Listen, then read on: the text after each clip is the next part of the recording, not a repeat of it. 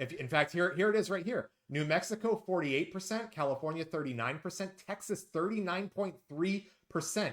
You want me to go back to my map and put Texas blue? Is that what you want me to do?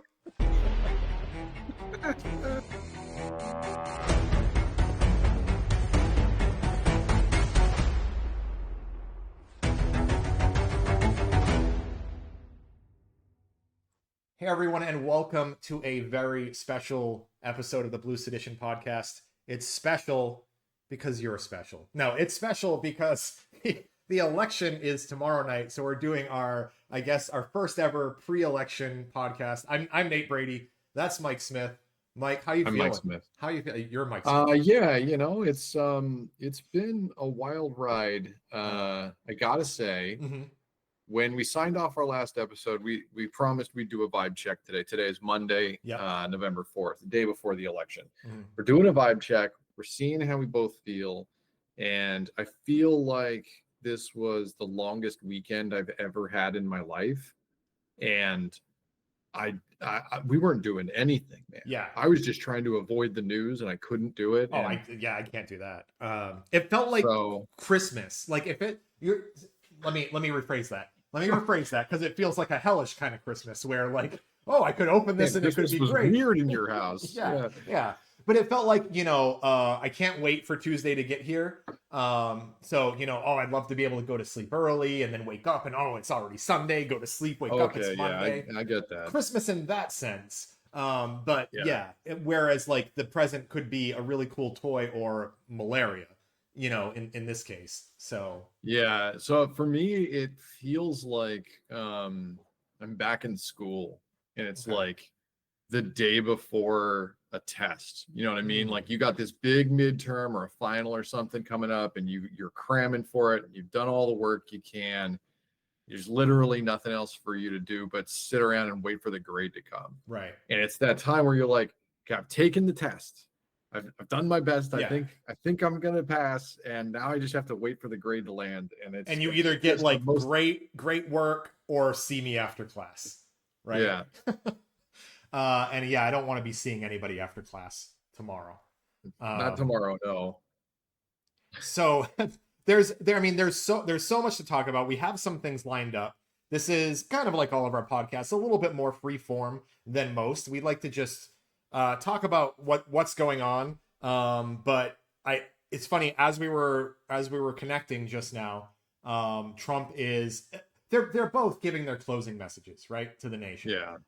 Trump for some reason has 47 stops in North Carolina that he has to make. I wonder why you would have to stay in North Carolina. Still seems like that's not the best use of his time. I don't know if North Carolina's been red the last few cycles, and I feel like I know maybe it will. Maybe that's the thing, though. It's like at the end of the day, you'll see my map. Okay. All right, buddy. All right. I'm just saying, like, maybe that's where his guys say, spend the time there and eke out that little bit of pink and hope for. I don't like saying that. You should have said that. On the map, I'm not taking that out in editing. when it's light pink on the maps, that means that it's like a lean rep. Right. And so maybe his closing statements in the state over and over again will drop enough to keep it that way. But I think it's probably going to go red either way. My map does not have North Carolina relied on. Hey, I don't want to know about your map. Listen. Or does it? Oh, okay. They threw that in. The reason why I say that is as we were setting up, right? The Trump is making his closing statement. I don't know where he is actually in this. It could be they're flying around. Okay, he's actually in Pennsylvania. So they're flying, both candidates are flying all over the place today and tomorrow. Right. Right now he's in Reading. And let's hear. I'm gonna bring this tab up and let's hear what he has to say here. It's gonna be given away if you're watching on YouTube. Maybe you can see my comment here, but let's hear what he has to say. Mike's been through a lot, but he could fight. Let me tell you, that guy could fight. But can you imagine Mike? Oh, he says, put Mike in the ring with Kamala. That would be interesting. He's referring to not you, Mike. He's referring to Mike Tyson. He's referring to Not Pence. No, He's not Pence. talking about. He's talking about putting Kamala in the ring with Mike Tyson. It, Does he? why? Does this man have Was a this fetish in like? with? Yeah, I don't get it, man. Is he talking like? Is this in any relation or way due to the Tyson and Logan Paul fight that's coming up, or did I get the right Paul? Probably, yeah. Wait, it's one of the Pauls. Jake Paul? It's one of the Pauls. Jake? Yeah, maybe it's Paul? Jake. I don't know. Is Whichever one's the boxer. I don't know which one. I don't watch boxing, so I don't know. I don't either. But I mean, I'm wondering, is he riffing on that? Is he like, let's throw some other people who are obviously not professional boxers in with Mike Tyson and see how it does? Is it just a race thing? Is he just being a racist and like, let's see this guy beat the shit, or a sexist beat the shit out of a woman? Sexist and racist. He was probably like, all right, two black people duking it out for my pleasure. That's like exactly, that's exactly what I want. So is he doing like rich white guy bum fight in his head? Is that what he's going for? Well, you remember one of our previous episodes, he was at a rally. We were talking about he was saying, get one of those girls out of here. One of the girls was like either heckling him or maybe a Kamala supporter, and he was like, "Oh, I hope she gets her ass beat or something," on the way out of his rally. What the? But he is going to protect women. Is that how? He is going to protect women whether they like it or not. And if that means putting them into the ring with Mike Tyson, then that's what we're gonna do. Oh. Yeah. Listen, I am hyped because first of all, this guy keeps saying things like this, and this. I'm gonna be honest. I'm gonna interrupt you. I gotta interrupt you. Oh, here it comes. Go ahead. I want it to matter. Dear God, I want it to matter. I want him to say this kind of shit, and I wanted to lose him the election. But I mean, I lived through 2016 and 2020, and I'm aware what this man does and what the public lets him get away with, and I'm terrified that it's just he's never gonna get his comeuppance ever. So I need you to help me. We can talk about. I'll give you. We're gonna do a choose your own adventure right now. Okay. We can continue to talk about the comeuppance. We can talk about the Jeffrey Epstein tapes that were just released and what was revealed on them, and we can do that later. Or now, or we can go the other direction. We can do our predictions. We can do our predictions for the election tomorrow. Okay. I want you to go that direction. You said you were feeling hype, and I need it through osmosis or whatever. Right. I need that to bleed into me a little bit. Okay. And embiggen me, as the Simpsons would say. I am gonna. So this is what we're gonna do. We're gonna share our maps. I'm gonna click on mine first, and show you what I have. Okay. And then all of you people at home, you're not going to get that are listening, not watching. You're not going to get to see the reaction of the map. But then I will share what I think here. Okay, so here's my map. I'm ready. Jeb wins it all. No, let me share. let me share. I love that map because it's like it's yellow.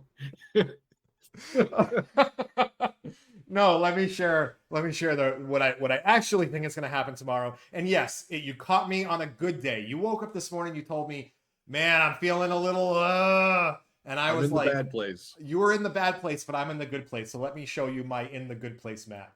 Here's mine. Bring it to me. 325. Let's go.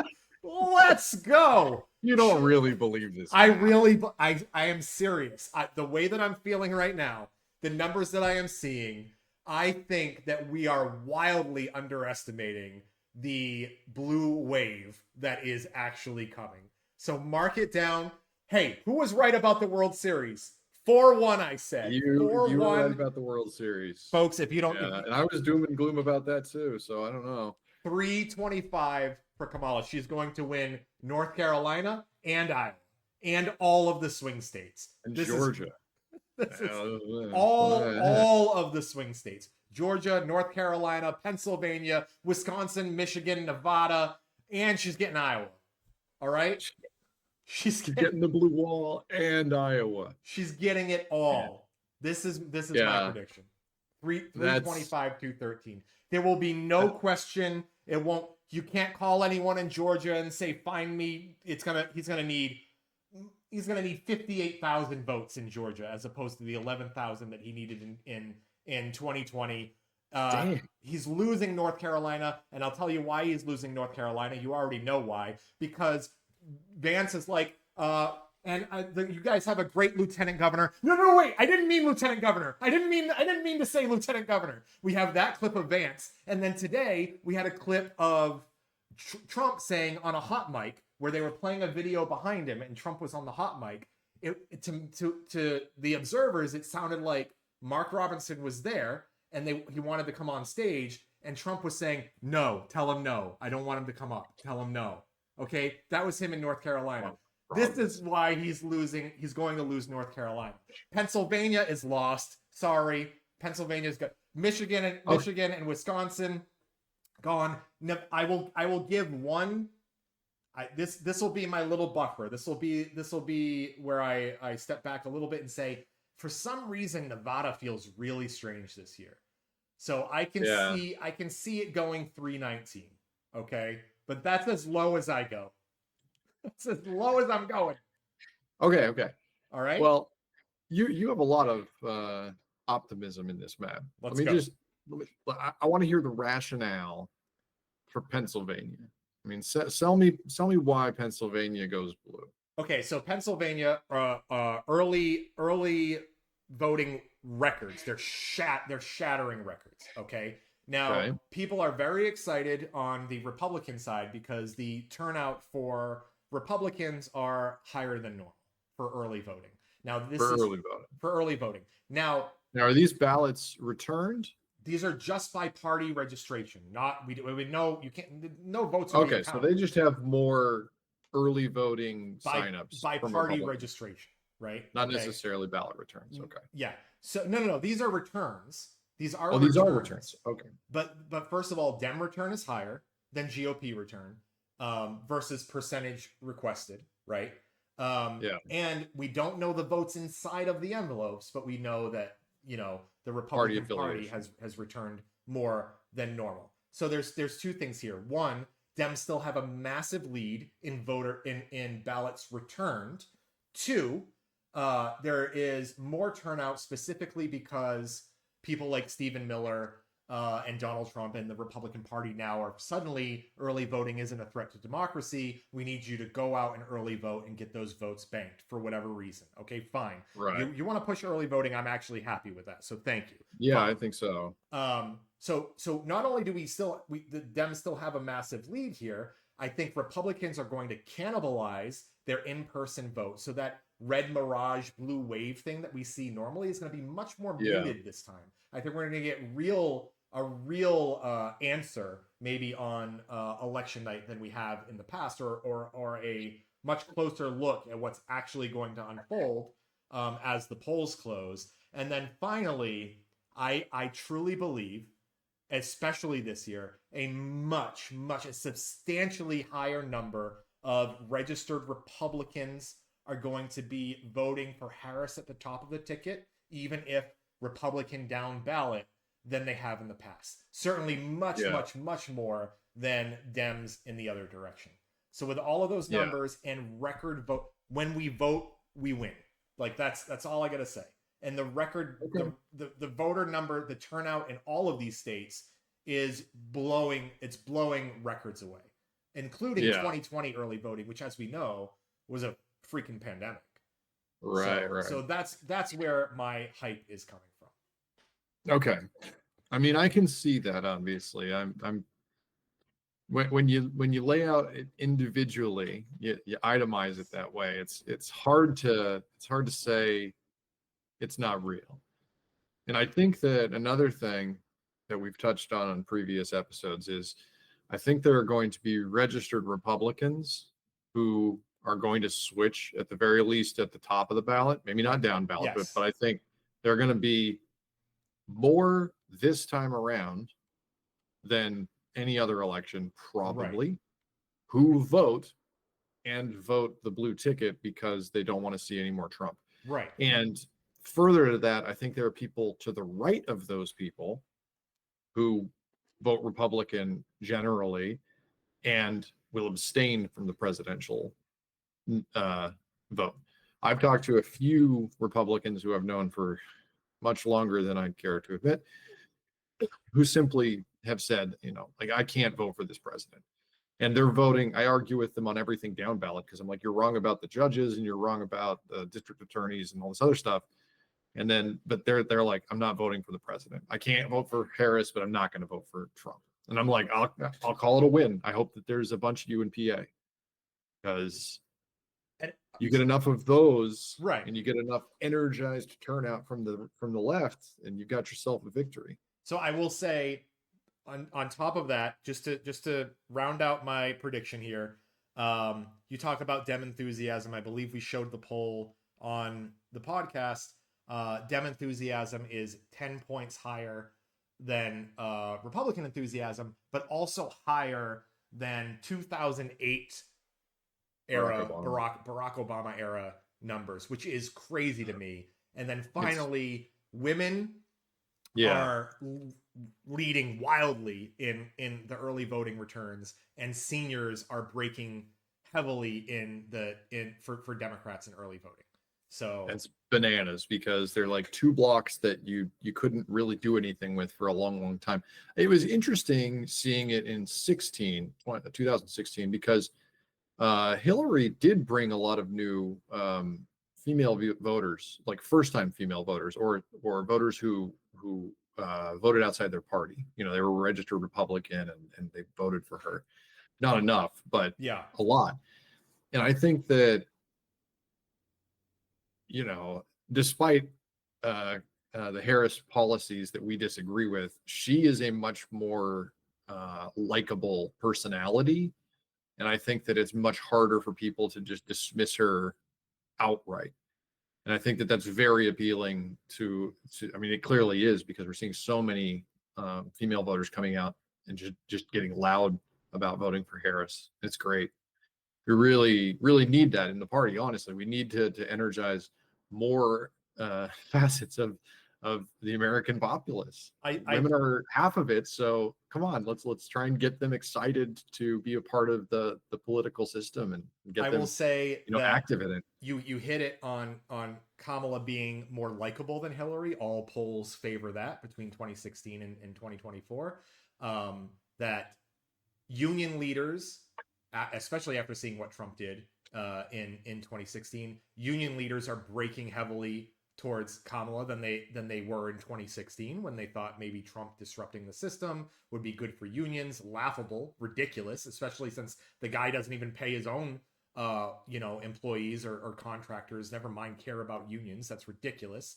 And then finally, I think the VP pick makes a big difference. And to me, do you remember who Hillary's VP pick in 2016 was? I watched the SNL skit, so I was reminded. Yeah, did you still know his name? I know my wife was like, "Wait, you really know his name?" And like, yeah, unfortunately, of course I know, because she couldn't remember. She was like, "Oh, hold on, I can't remember his name," and I'm like, "He's right there. It's Tim Kaine." Yeah. But that's the point. That was a very good. It's funny you bring that up, because I had an idea and I wanted to start researching it. I'm not going to be able to figure it out right now, but I wanted to see if there was any correlation to my, what I'm supposing here, which is that Harris is more likable or more friendly seeming or what have you. And I wanted to see what SNL's ratings were in October of 2016 versus October of 2024, because they've been going so gangbuster this last couple of months, just getting jokes out there about Trump and making kind of fun of Harris, but like also bringing it inclusively. And I don't remember the Clinton era. I do, because I'm an avid SNL watcher. I know you love SNL. So I've seen every episode of SNL. But I think that it was just like running skits where it was like she was like gonna go to the sandwich shop and she tried to buy a sandwich and they're like, what about her emails? And she like pulls her hair. Well, they were like funny. There's two things from the SNL era for Hillary Clinton. One was the hilarious commercial where she turns into Bernie Sanders. if you remember that, where she starts as Hillary Clinton and then she slowly, she slowly turns into Bernie, which was hilarious. But the second thing is that it was Kate McKinnon, and so it's unfair because Kate McKinnon was such an incredible cast member. It's kind of an unfair comparison. But I think I think Maya Rudolph is quite good. Oh, I think Maya Rudolph's great, but I think people are love Kate McKinnon. But maybe also Maya Rudolph. But Maya Rudolph has done a fantastic job playing Kamala, and I think that Kamala's appearance on SNL this past Saturday was fantastic. I mean, she to me seemed charismatic, likable, and I was even telling my wife because, and I think I've said it on the podcast before, I was never happy or thrilled. I was sold. I wasn't yet sold on the idea of Kamala for a while, and she has slowly even won me over. And I thought Saturday was. I thought that was awesome. Well, you know, you and I are progressives, and we've been for so long, and obviously we're big proponents of Bernie Sanders and his platforms and what he stands for and stuff. So for a long time, we felt like outsiders at the table at the Democratic Party, like at the convention specifically, and during primary season and all that stuff. It's just like we are not welcome in this party during that's what it felt like. And it still feels like, very, very but so my counter to this whole thing is that when I said she should pick Tim Walz, it was in the vein of, as a Bernie supporter, I think Tim Walz is the best man for the job. And I said there's no way she's picking Tim Walz. And because we're both progressives, and I agree, I was like, she won't do it, but I think he's the right guy for the pick.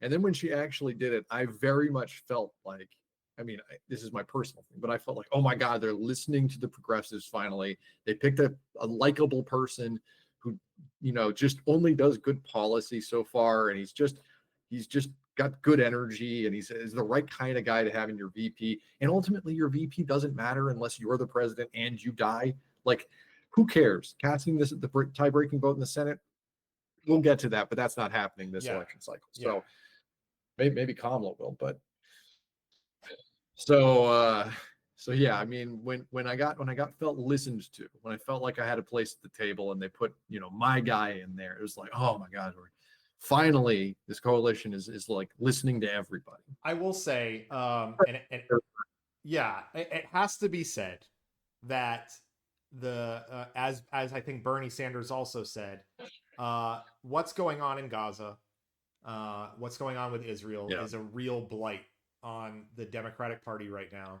And I think that I almost said Kane because we were talking about him, Tim Walz is kind of in the same boat as more in Kamala's boat, more with the moderate Democrats than on the Bernie Sanders side. So I am not, I'm not going to call him a progressive in that sense, but I will say I think there is more energy for progressives toward this ticket than there was in 2016, and I think that's going to be a huge thing. I just think that it's a showing of good faith, and I think there was the last week tonight, the John Oliver weekly was last night, I guess. They put it out early. HBO allowed him, I guess, was what I read, to put it out early because the election was is on Tuesday. So maybe maybe that's it. So he had a statement about the election and about because they do cover a lot of the tragedy, the horrible state of what's going on in Gaza and Israel's war on those people. And I agree that there are a huge number of people that's like the deal breaker for them. They're like, Kamala's not saying ceasefire now, so I'm not voting for her. And he makes a very impassioned argument to the point of, you should vote for her now so you can argue with her, January 7th. Like, you need to, you have to pick the lesser of two evils here, because what's the line? Yeah, we said it last week. It was you can argue with. Yeah, you can argue with a politician, but you can't move a fascist or something like that, right? Yeah. So I mean, and he did a really good job there. And of course, you and I are in the same boat, and it's the same thing. I agree that Walz and Harris are not 100% ideal candidates in our worldviews for how we see things or what with the policy we want to move. But they're certainly a far sight better than the opposition, and I can, write to my senators and my Congress people and try and move the needle on them to get them pressured to do the right thing. But I can't do that with Trump. Doesn't matter what I do. Trump's not going to listen to me. He's not. None of his sycophants will listen to you or me. Nope. Okay. Well, we got exciting stuff from my map. Can I click on your map now? Can I? Yeah. So right, I'm gonna, Nate's map. I'm gonna try 325. We're gonna go to my map now. My map is certainly more. Oh no, I don't like this map. Okay, let's see what you got I've going been on here. dealing with this for a while now, and so I'll just start off with what I had earlier. I think Nevada, Arizona, Georgia, and North Carolina are going to go to Trump. Okay. I think it's going to be thin, and I don't think we'll know for sure that they went to Trump for a week or two. Yeah. Okay. Virginia is the holdout. I think we keep that blue. I think Illinois, and I sent the wrong colors, so I'll just describe this anyway. But Illinois, I think we take pretty handily. Oh, that's not even a question. That's yeah. Minnesota, same deal. Okay. I think Wisconsin and Michigan are going to be closer. I don't think that they're going to be, we need hand recounts in a week or two, but I think that they'll be closer, but I think they'll still slip Harris. PA is the only question mark I have. Pennsylvania is the linchpin of this entire thing. My map boils down to 270 on the bead for Democrats, 268 for Republicans, and it doesn't really matter what happens otherwise if you don't take Wisconsin, Michigan, and Pennsylvania. I just don't know a road to victory. You do. A road to victory. Well, no, I'll show you here. I mean, there was a really great point that actually, it doesn't work here because actually, never mind. This is my map, right? Yeah. Because oh man, this is grim. So actually, we should talk about Arizona because Let's talk about Arizona. I want to talk about Arizona. I want to talk about Maricopa County. I want to get your feel there because I think Arizona is a legally grim place. I think that they have been battled since 2020, and the Republicans by and large have been winning those fights. They closed down polling locations.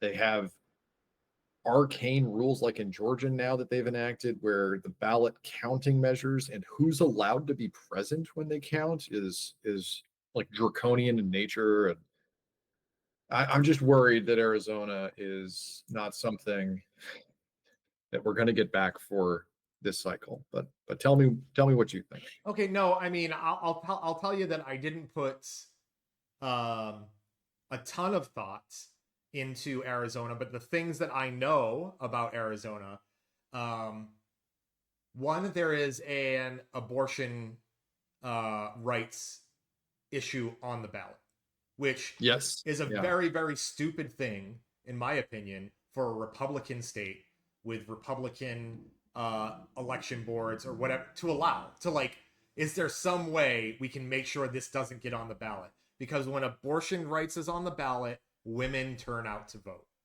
I think that I may be misremembering my states. I'll start it with that. But I do recall reading recently, and I think it was Arizona, that they had been suing to get it so that the state's constitutional right to an abortion was not going to be included on the ballot.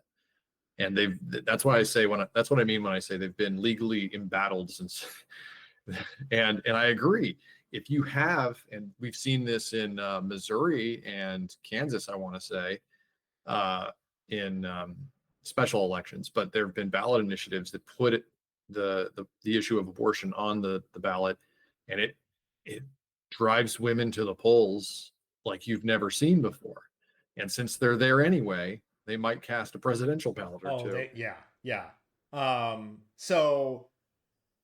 So that's my reason for. Listen, if I could pick two states out of that, I would say Arizona is more likely to come off of my map than Iowa. I would still. Wow. Yeah, I'm telling you. You're going to go with that. I'm telling you. You're convinced about Iowa. Convinced, okay? So there's that. There's help me. Iowa former.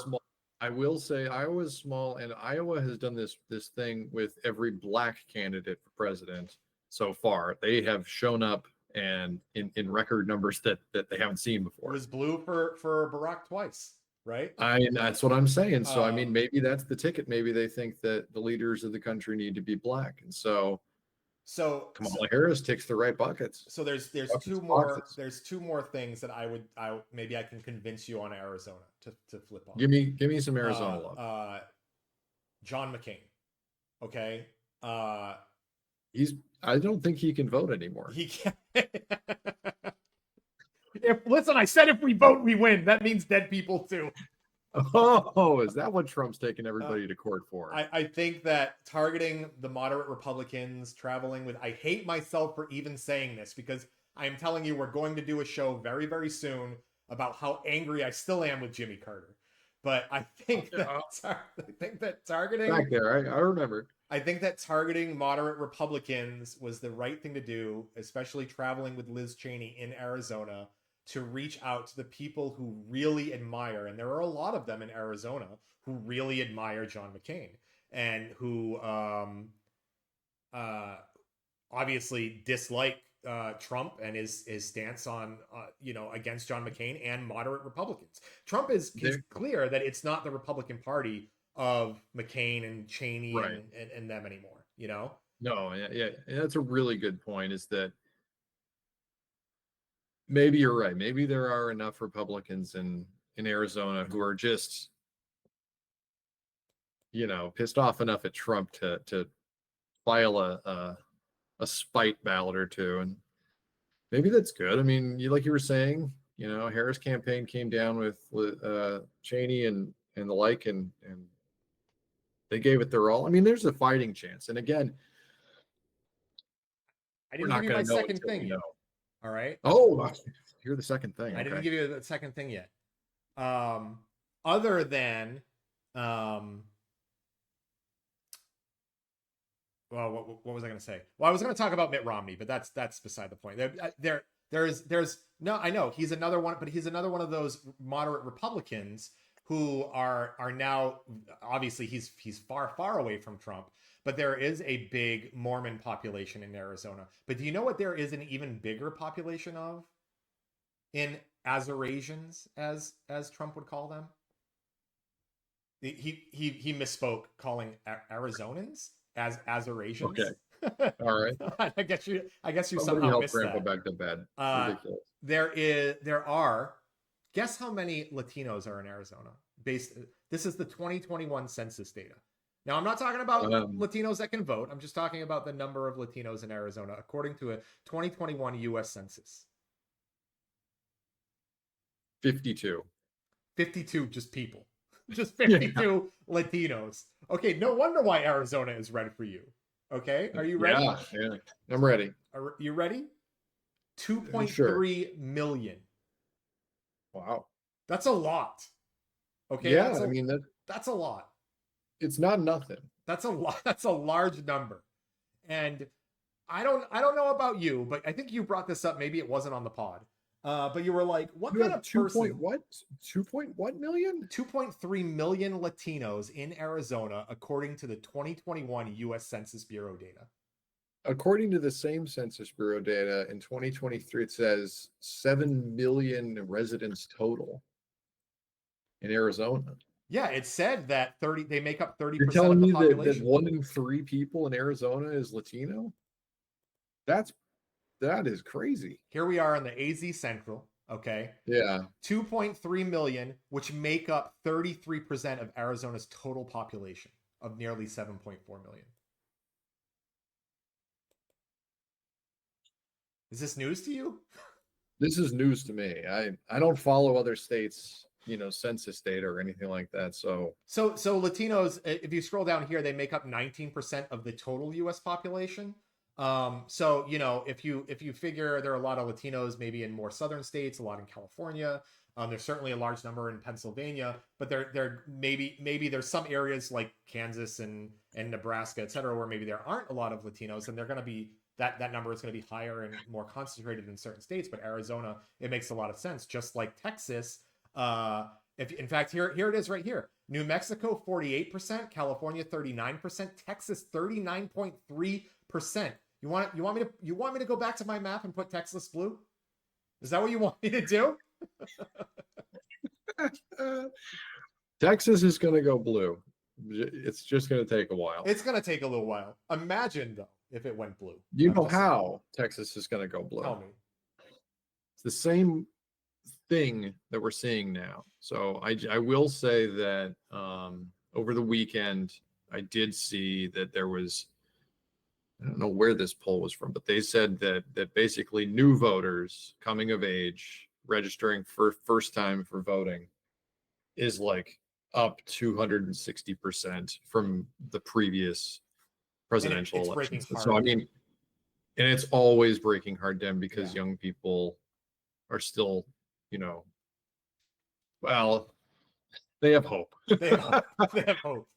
They want to improve things. They think that things can be improved. What's really interesting is that we grew up in a time before social media. When I first kind of found myself politically. Well, I mean, maybe by that time there was MySpace or whatever.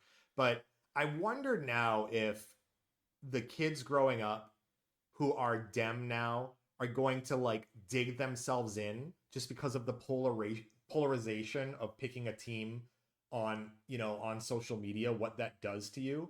If it's like once you're Dem, your mind is not getting changed.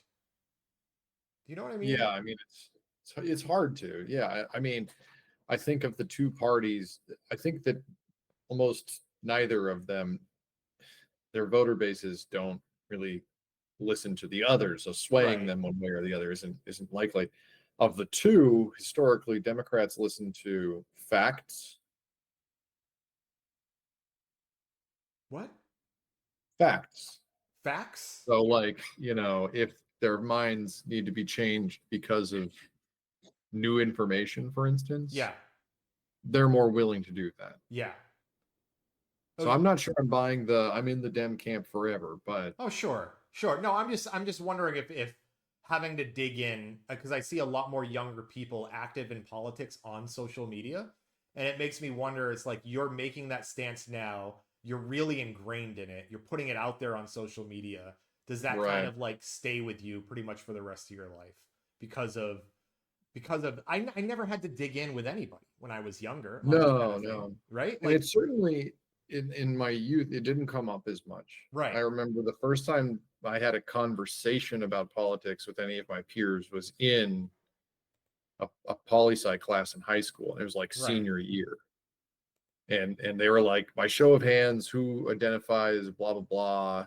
And then, you look around and you're like, man, a lot of Republicans in this room. It's kind of weird. So here, I updated my map for you.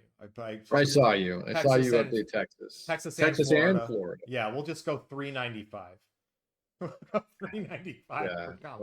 Okay. I know. All right, I'm being a little silly, but I'm sticking with this. We'll split the difference and call it 295. You happy with that? 297, somewhere around there. I'd take it. I think, again, my math, if she doesn't take Pennsylvania, she's in trouble. Nah, not on my map. Your map doesn't give a shit. That's fine. But I mean, you saw it. We definitely saw it in 2020. I mean, it was that same thing where Biden, I think. Well, this map is wrong. I shouldn't look at this map. I think she wins Georgia by more votes than Biden did. Biden won Georgia by that famous 11,000 votes or whatever in 2020, and I think she picks up a ton more in the more urban areas like Atlanta. Yeah, I mean, I think that she's likely to get the Obama bump there. Being a person of color, representing people of color, obviously is better than an old white man, even though that old white man was convinced he was going to take North Carolina, which is just still silly to me. Remember the primary when when Iowans were like, "This is it. Yeah. He's gonna do it all." Yeah. And then they're like holding out for whatever reason, and then Biden wins North Carolina, and the media's like, "Well, that's it. He's won it all. He's gonna win everything because North Carolina matters the most." And we were like, why? Why? Then he lost North Carolina anyway, and I'm like, "You fucking all right." I'm not bitter. I am bitter, but don't put it in the paper that I'm bitter. I won't put it in the paper that you're bitter. Okay, so we've got our predictions in. I guess we'll play the game of who is closest. By the way, I know we're still in the middle of things here, but we do have our live stream tomorrow. It'll be on the YouTube channel at Blue Sedition. Actually, is it at Blue Sedition Podcast for YouTube? Who even knows? If you do the searches, if you do the search, I mean, you can find it. Look, if you're already on YouTube, then you know. And you hit the bell, yeah, you'll see it. The problem is Blue Sedition is also Blues Edition, right? So there's like some blues channels that use Blues Edition as opposed to Blue Sedition. I did not consider that. Yeah, but we're at Blue Sedition Podcast on YouTube. But Blue Sedition on all the socials, and we'll also be on our new Twitch channel, which we just brought up for the streaming event tomorrow. We'll be dual streaming to Twitch and YouTube on Blue Sedition on Twitch. So for all you political psychopaths like us, yeah. So I want to move on. Love the pain. We love the pain. We love the pain. Let's move on. The next thing we'll be talking about this all day tomorrow. Give me some recent events or something. Okay, give recent events to chew on. Let me see if I can pull up a screen cap of it. Elon Musk, one of our favorites to talk about. He was in court today. Oh, Elon. Looks like the judge. I hope they're going to jail. I hope that's what the judge decided. No, it looks like the judge allowed it. And actually, I haven't even been caught up on this. So the judge has allowed it, which I'm gonna have to read up on it, because what I heard today was that the Musk team argued that it was not a lottery because they had picked the winners in advance. They had picked the winners ahead of time to ends up getting their signatures. Like this is what I heard. Okay. Musk had given away 16 million to registered swing voters who qualified. Yeah. At a hearing, let's see. Musk and his political action committee has been given a $1 million check every day to a voter who has signed his petition. But from what I understood was that they picked the people ahead of time, like maybe after they had already signed, before they started the giveaway, they picked like 30 people, and then they just said they're giving $1 million away every day, and they were announcing those people every day. But they were saying that it's not a lottery because they handpicked them in a way that was most strategic to, I don't know, something. I couldn't understand. The argument to me felt like, okay, it's not a lottery, it's a scam. I don't understand what's happening. Well, I don't know the specifics, but that does sound like an Elon thing. So yeah, unfortunately, I guess I with work and everything, I haven't been able to keep up with how this broke. But it looks like the courts are, well, you know what, Elon? I hope you keep giving away $1 million. I hope you give away $1 million a day, even after tomorrow when they've lost. I have two. Listen, I'm gonna upset some people who are hardcore Dems right now when I say this. I have two very big reasons that I want Kamala to win tomorrow. Two. Okay. I mean, obviously Trump. I'm taking out all of the other ones that we already know about, like women's rights. Low hanging fruit. Yeah. All of the, obviously Trump losing, all of that. Okay. Elon Musk getting shown that X isn't real life and losing a lot of money on this. Okay. And then my second thing, which is I think is going to piss off hardcore Dems, and I apologize to all of you, is that Hillary Clinton is going to get to see the first female president, and it's not her. Okay. That's I'm sorry. Okay. I'm sorry. Okay. that might be offensive to some people, but it's also really good because Hillary Clinton is not the first female president. But if she gets to see it, That's great. that's still pretty good. That's great. That's what I meant. That's what I meant. That she gets Yeah. to see that it has nothing to do with the whole Pied Piper thing and elevating Donald Trump during the Republican primaries, because he's easier to beat in the 2016 election, and then subsequently blowing that election by not going to the swing states that you need to go to. But I digress. It's not for any of those reasons.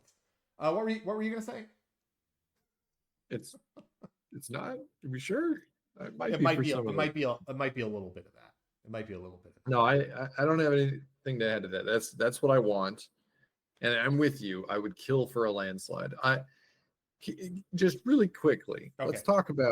Let's do my favorite thing. Let's talk about polls. All right, let's do it. What do you want me to bring up?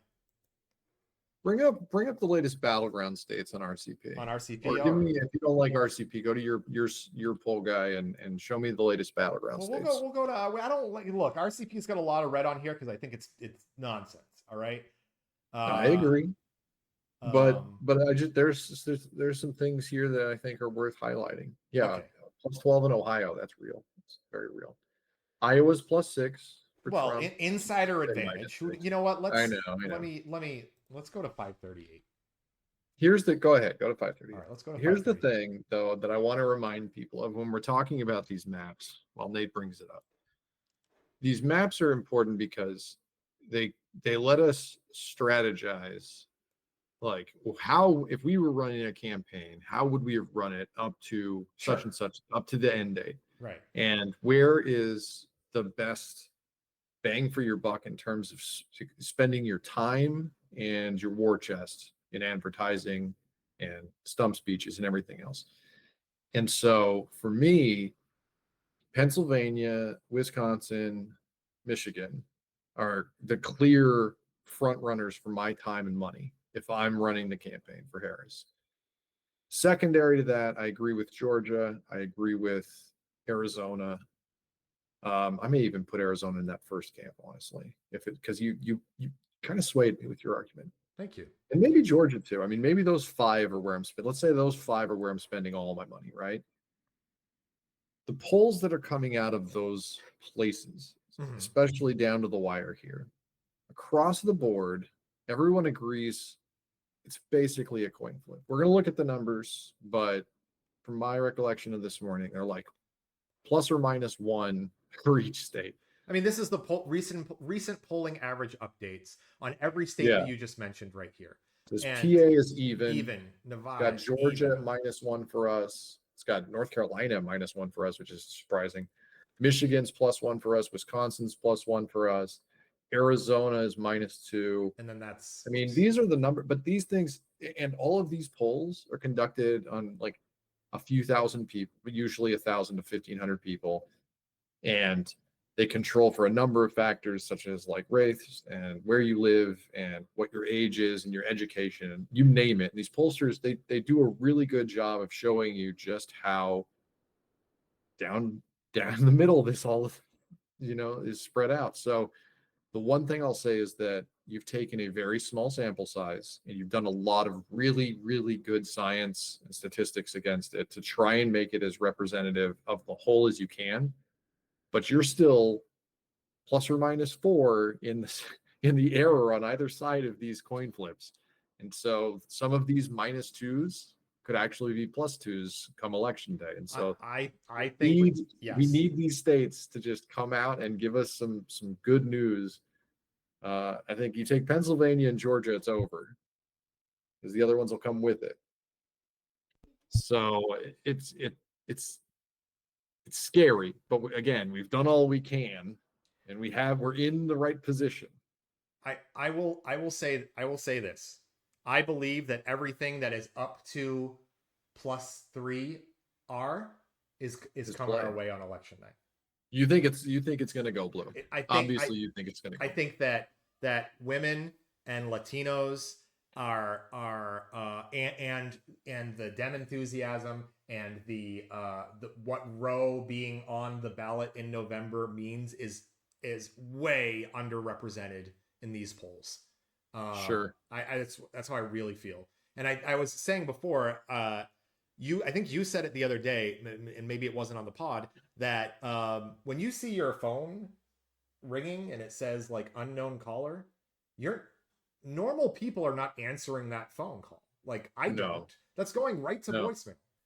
I watched a Vox video just this morning that was talking about specifically that, and they kind of dive into the numbers and the math behind it. But one thing that they said that I just found very surprising is that they found that more than the rest, that like women are overrepresented in these polls, and um Okay. and people of color and people of higher education, like have college experience or graduated college, they're overrepresented. And I was like, this is the exact opposite of what I would expect from these groups.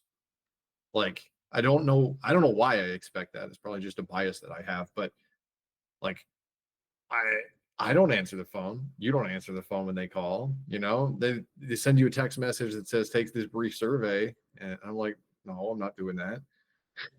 But somebody out there.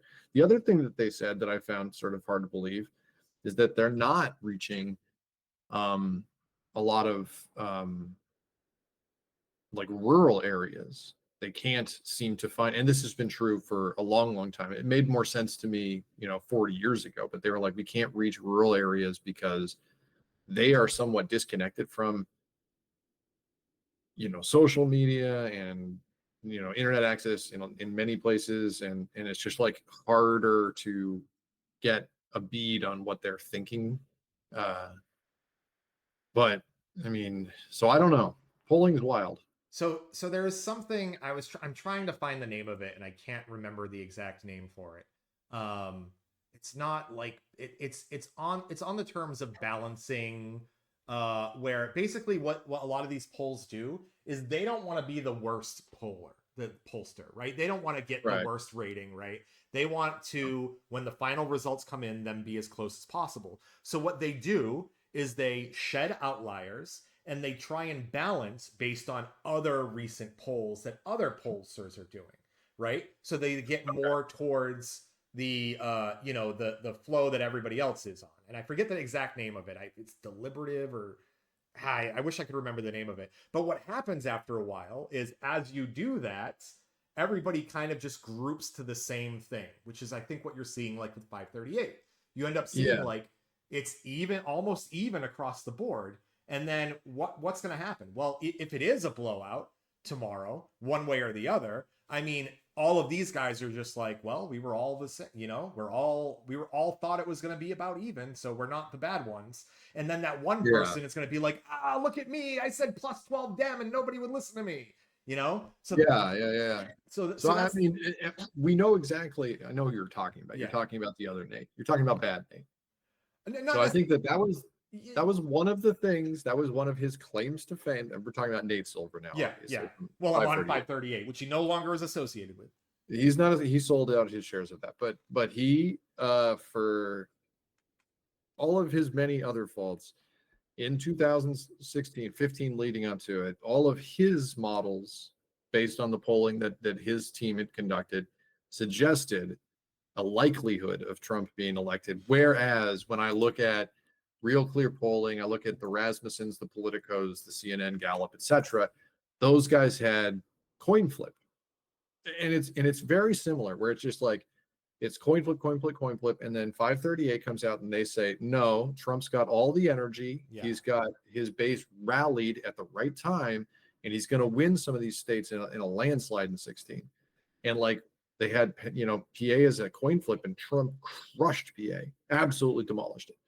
And so there's an amount, there's a like an intangible that goes along with polling Of that you need to course. be able and Yeah. provide that context. And I But you think that's what you and I try and do on this pod right. every day, where we're just like, no, we need to think about like who has the energy right now, who's sending the messages at the right time, and who's energizing the voter base, even the independents, and trying to get that movement. So even though a lot of these are coin flips, I'm sort of with you. I feel like in my heart that Harris probably wins Pennsylvania, even though it's an even coin flip right now. I will say that I was I you know you we knew each other in 2016. I was probably the only person in our office that day that left and said Trump is going to win. Like, there's no doubt in my mind. It's a Trump win. Oh yeah. And then Well, I think that was one of the very first text messages I ever sent you. I sent you a text message when Hillary won the nomination in the primary, and I texted you and I said, "Well, there it is. She's going to be the first female presidential candidate to lose." I knew it then.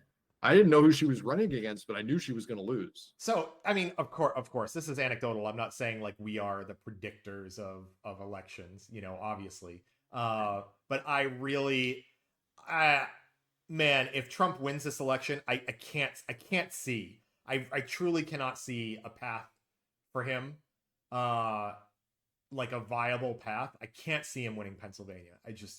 And you need to win Pennsylvania. I agree. I think that with the way that it is situated right now with Michigan and Wisconsin, if PA goes blue, and we can bring back up a map here. I think it's just Nevada that's left, and then that one should go blue. I think that's less of a lean and more of a likely. You put it as I mean, not Nevada. I'm sorry, New Mexico. New Mexico. New Mexico. Okay. No, New Mexico is yeah. They're going to be that shouldn't be a lean in my opinion. Let's go. Come on. So those states, there is no path forward. That's 270. So that's what I think. I think Harris should. My prediction is Harris takes PA, WIMINM, and then it doesn't matter if she wins Georgia or North Carolina or Iowa or Texas. Now, I would take an Iowa victory just because I really think it would be a very funny thing for Trump to try and argue against. Oh yeah, I mean, no, but that's what I want. I don't want this to hinge on 2 states, man. I mean, I showed you what I want, obviously, in my map, but also what I actually believe. But man, it really needs to because if it is 270, 268, this is the problem here. So that's what I'm saying is turn pencil. This is going to be visual only. Turn Pennsylvania red, and then turn Arizona and Nevada blue. Which this is a very possible outcome tomorrow, and this is 268. Oh. And that's what I'm saying is flip the script. What would be very, very, very funny? Iowa here. Iowa lights up. Iowa lights up and gives you 274.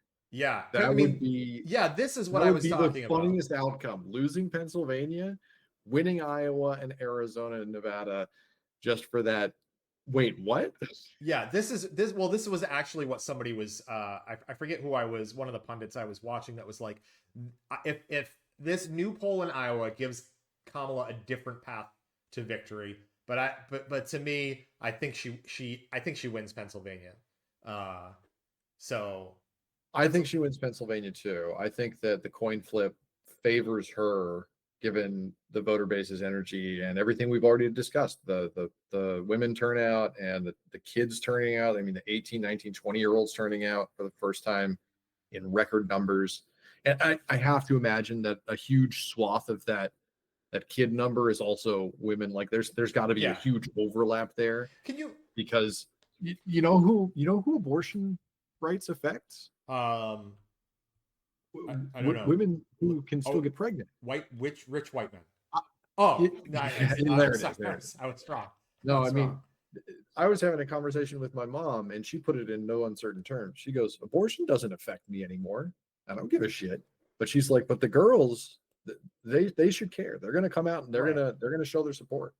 I need to understand something, and maybe you can help me with this one. Yeah. I'm gonna show you the hilarious poll here for North Carolina Governor Robinson versus Stein. that shows the latest average is +13 for Stein. Can you explain to me how Stein can win this election by such a large number and it be a coin flip for president?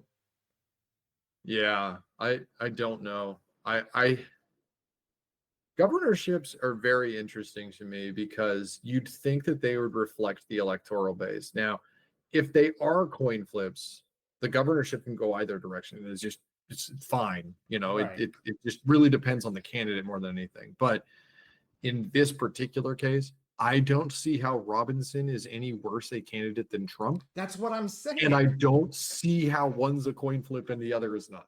How does one have a 13, 14 point lead here?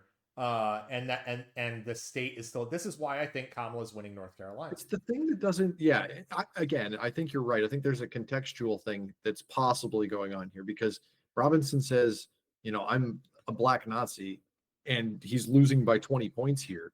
And 13, but Trump, on the other hand, keeps going to rallies and he's like, they say that I keep saying the Nazi stuff. I say what Hitler said. I never even read Makoff or whatever it's called. And yeah, you're like you're just admitting that you have the same ideas as Hitler, but you don't know that because you're stupid.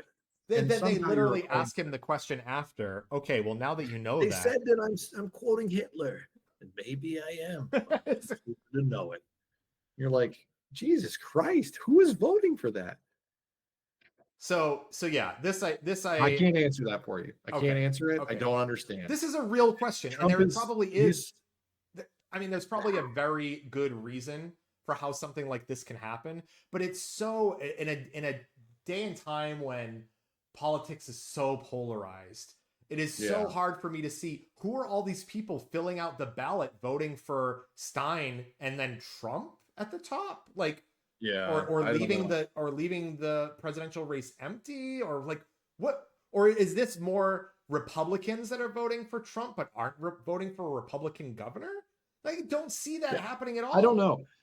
The thing that I know about state elections and local elections is that they are much less mired in the news coverage, the national news coverage. Sure. So the news that you get about your governor and your mayor and your local comptroller and stuff is all local news stuff. And so it's much less prone to like bias or swing or narrative or any of that stuff that CNN and Politico and Fox and all those guys love to do at the national level.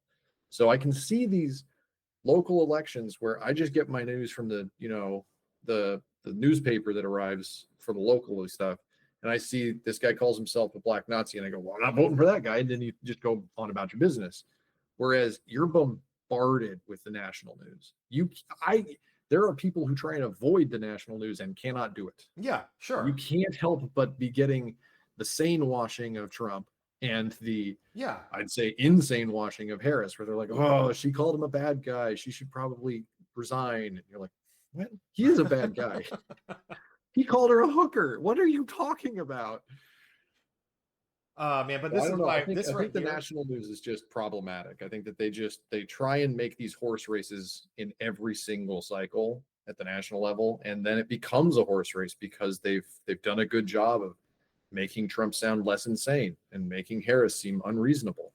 Isn't that interesting? I mean, that's something I want to touch on in another podcast, because I think we've had this conversation before where again, not to be on the conspiracy theory side of things, but it's always like, boy, it always seems like there's a backhand deal to make sure that, hey, we're about 50-50. Okay, you guys take the House and the Senate this year. We'll take the White House. We'll do it this way. We'll do it that way.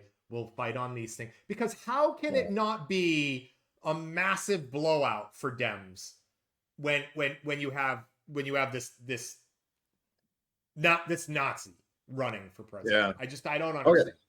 I'm gonna leave it with a little bit of positivity. Okay. All right. Let's do it. 2020 started in a rebuke to Trump. We got Biden elected, and we won the Senate. I mean, it was pretty good. Maybe we didn't win in 20. Maybe we won in 22. But then 2022 is coming up in the midterms, and they're like, red waves coming, and blah blah blah, and all the polls said red wave. They weren't flips. They said red wave, and they did not come through. Right. The blue voters were still sick of the Republicans and their Trump era tactics and all their nonsense. Right. And they held them back pretty well. And I'm going to say this is a coin flip from all the polls. And I think, like you said, we're going to see a lot of surprise floods, blue wave nonsense in some states. I think I'm hoping to God PA is just this ridiculous blue outcry. And then this is all a moot point tomorrow. Well, Wednesday. 325, my friend. 325. Okay. 325. I'll take 270, but 325 is nice. I don't want to. 270 means that we're going to be talking about this until January 7th, at least. 270 means, oh my God. People don't, you know what? People, I was just talking to my wife about it earlier today. You know, we've been listening almost daily to Donald Trump for nearly 10 years. Yeah, and it's causing us some brain rot. There's no doubt about it. You know, the smarmy maggot supporters are like, you've got TDS. I fucking literally do have TDS. I feel fucking deranged from having to listen to this guy. God damn it. I don't want it anymore. No, we're tired of it. Just done. We're just done. Just let me put it down. Even if he wasn't actually insane, I'd be like, all right, fucking enough with this guy already. Like, but then he's literally insane. Yeah. All right. Listen, we need to get some rest. We're going to be coming at you live tomorrow. We're going to be live tomorrow for a few hours at least. Could be a very exciting night. I don't know what I'm going to have to look up what Twitch and YouTube's policies are for drinking on stream. Because I may need to have one by my side at all times. Take small breaks. Small breaks. Go out of frame very short. Or I'll have a ginger ale can here to make it look like it's, you know, whatever it needs to be. But yeah. So we're excited to see you tomorrow. Like I said, check in on the YouTube channel, which is youtube.com/@BlueSeditionPodcast. The new Twitch channel is twitch.tv/BlueSedition. You can follow us on our socials, both Twitter or X, the everything app, at Blue Sedition. Also Blueski, that is, what is it? Our blue-sedition.com.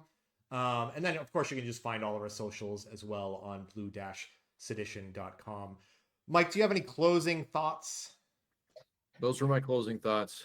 I can't wait for tomorrow. Okay. We'll see everybody tomorrow. Make sure you vote, get in line. Get your headphones so you can listen to us while you're in line waiting. Yeah, if you're in line, stay in line. Stay in line. But please vote. And we'll see y'all tomorrow. Bye.